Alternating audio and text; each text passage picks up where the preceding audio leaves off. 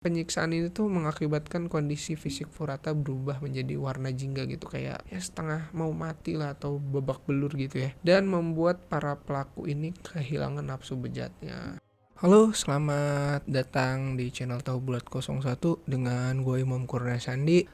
Buat kalian yang udah nyempetin mampir di channel ini, semoga makin cantik dan ganteng lah ya, amin ya robbal alamin gitu. Ngomongin soal ganteng dan cantik gitu, banyak orang bilang ketika kita memiliki wajah yang cantik dan rupawan itu, maka hidup kita akan lebih gampang gitu.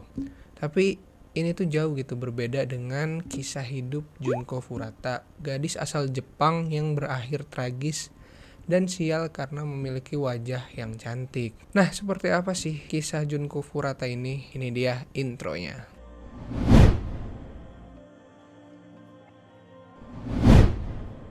Nama Junko Furata memang terdengar asing di telinga masyarakat Indonesia, namun berbeda buat orang-orang Jepang di luar sana gitu. Kejadian tragis ini terjadi pada akhir 1980-an dan dikenal dengan kasus pembunuhan siswa SMA yang dibungkus beton. Junko Furata lahir pada 22 November 1971. Furata tinggal bersama orang tua, kakak, dan adik laki-lakinya. Kehidupan Furata juga berlangsung normal gitu, seperti ya remaja-remaja seusianya lah ya. Ia juga bekerja paruh waktu usai pulang sekolah gitu ya, kayak orang-orang Jepang.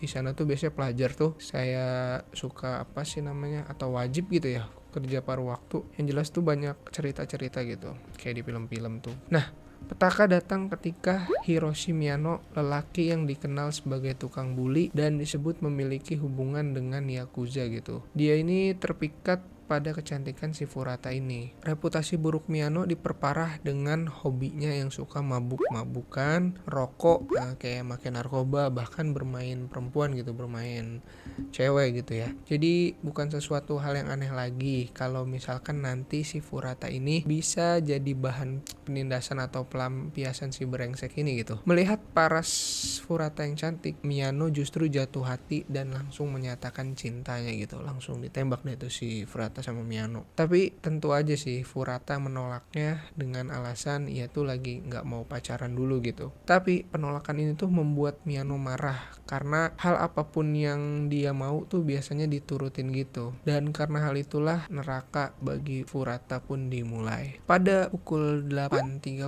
malam, tepatnya pada 25 November 1988, Furata yang baru selesai dari pekerjaan paruh waktunya pulang ke rumahnya menaiki sepeda gitu. Nah, saat itu Miyano dan teman-temannya yaitu Nobuharu Minato dan kawan lainnya gitu sedang merampok dan melecehkan seorang gadis gitu. Tapi di sisi lain Miyano melihat Furata dan memerintahkan Minato menendang sepeda si gadis yang dilecehkannya tadi gitu, hingga gadis tersebut pun terjatuh. Nah, Miyano datang dan menawarkan diri untuk mengantar Furata pulang. Tapi ya seperti biasa lah ya, si Furata ini nggak mau gitu, lagi-lagi nggak mau. Dan akhirnya Miyano membawa paksa Furata ke sebuah gedung bekas yang nggak jauh dari sana gitu, atau dari lokasi yang si Miyano ini godain Furata tadi. Nah, di gedung itu Miyano mengancam Furata hingga memamerkan koneksinya dengan Yakuza. Gak cuma itu aja, Furata bahkan dibawa ke hotel oleh kedua teman Miyano tersebut, yaitu Jo Komisaku dan Yasushi Watanabe. Di sini Minato langsung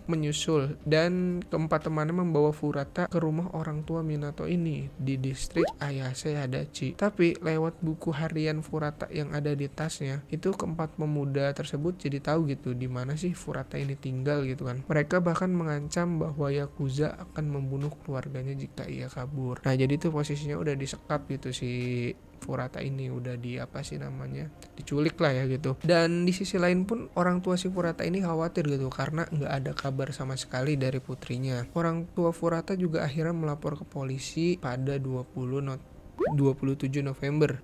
Gak lama dari pelaporan itu, akhirnya orang tua Furata mendapat telepon dari putri mereka. Ya awalnya seneng deh tuh ya, karena kan yang ditunggu-tunggu akhirnya dapat kabar juga gitu. Rupanya ini adalah trik gitu dari para pelaku untuk menghindari pencarian polisi. Nah, Furata akhirnya dipaksa berbohong untuk mengakui bahwa ia sedang menginap di rumah temannya gitu. Furata juga dipaksa mengaku sebagai pacar gitu, salah satu dari penculik ini gitu. Entah temennya Minato atau Miyano-nya sendiri, nggak tahu lah ya, di sini nggak dijelasin gitu. Nah, rupanya Minato ini juga dikenal sebagai remaja yang kerap bersikap kasar pada orang tua gitu. Jadi lumayan durhaka gitulah sama orang tua gitu, nggak sopan lah ya. Dan selama 40 hari ke depan, Furata mendapat siksaan yang sangat kejam. Tidak hanya oleh 4 pelaku, tetapi juga teman-teman Yakuza yang sengaja diundang untuk turut serta menyiksa si Furata. Furata juga diperkosa lebih dari 400 kali, yang diperkosanya itu kayak bergilir gitu oleh para pelaku. Ia juga seringkali dipukulin, tubuhnya digantung di atas plafon, dan diperlakukan mirip samsak tinju. Gak jarang juga perutnya dihantam dengan barbel. Furata juga dibuat kelaparan gitu. Ia dipaksa makan kecoa hidup dan minum pipisnya sendiri. Beberapa bagian tubuhnya juga ditempeli lilin panas, dibakar dengan rokok dan korek api gitu, hingga sempat-sempatnya dimutilasi atau ditusuk-tusuk jarum jahit gitu guys. Nah, dalam kondisi yang mengenaskan itu, Furata juga dipaksa bermasturbasi dengan para pelaku. Bagian kemaluan dan anusnya dimasukkan benda-benda asing hingga mengakibatkan si Furata ini mengalami pendarahan. Jadi ya walaupun udah keadaannya udah kayak gitu, para pelaku ini masih sempat-sempatnya gitu menginginkan sesuatu yang lebih gitu. Dan di hari 16 penyekapan Furata, akhirnya ada seorang pria yang melapor pihak kepolisian dan meminta untuk memeriksa rumah si Minato. Pria ini merupakan korban dari intimidasi Miyano dan geng-gengnya gitu. Minato dan Miyano, nah itu orang beda ya. Tapi saat dicari, Furata itu nggak ditemuin gitu di kediamannya Minato. Dan sebelumnya juga Furata itu sempat menelpon pihak kepolisian, namun akhirnya ketahuan oleh Miyano gitu. Hingga akhirnya si Furata ini dihukum gitu oleh Miyano dan mengalami kejang-kejang serta pendarahan gitu guys. Nah, Furata sempat pasrah dan memohon untuk dibunuh aja gitu. Namun para pelaku ini menolak kayak gitu. Jadi karena mungkin ya udah nggak kuat lagi gitu hidupnya kayak gini, disiksa terus. Jadi itu kayak Furata pengen hidupnya berakhir aja lah ya, daripada sakit kan. Jadi dengan kondisi fisiknya Furata yang udah kayak gitu tuh membuat si pelaku tuh kayak udah nggak ada hasrat lagi gitu. Pada 4 Januari 1989, Furata mengalami siksaan yang teramat sangat selama 2 jam gitu, dan sempat-sempatnya dibakar oleh 4 pemuda itu, yang membuat Furata akhirnya meninggal karena menahan kesakitan. Ya wajar aja sih ya, karena dibakar dan diperlakukan seperti itu sih ya udah pasti nggak kuat.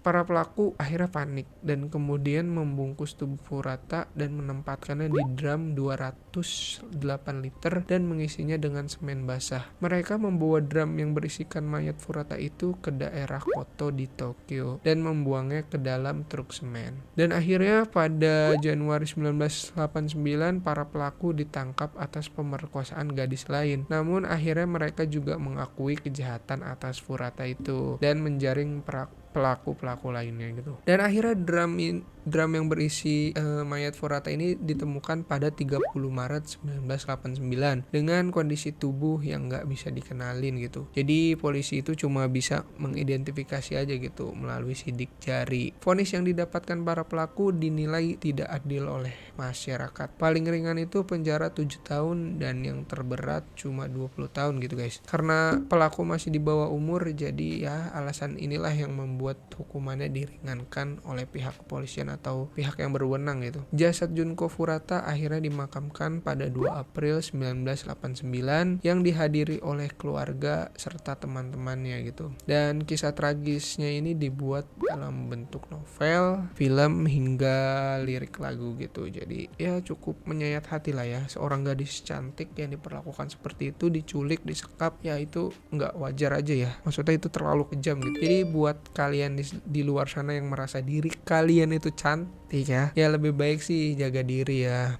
Jangan aneh-aneh, jangan neko-neko gitu. Kalau kalian nggak mau nasibnya sama dengan Furata ini gitu, ya jangan sampai lah ya. Oke, buat kalian yang suka dengan video ini silahkan like, kalau nggak suka ya dislike aja gitu. Terima kasih juga untuk kalian yang udah mau dengerin dari awal sampai akhir. Buat kalian yang mau request kasus apa gitu yang nanti akan gue bacain di sini di next video. Silahkan tulis aja di kolom komentar. Sekali lagi, kalau kalian suka silahkan like, kalau nggak suka dislike aja gitu. Dan jangan lupa subscribe channel ini gitu biar makin tambah lah ya subscriber yang jelas. Oke, terima kasih. Salam sejahtera dan sampai jumpa di video selanjutnya. Thank you.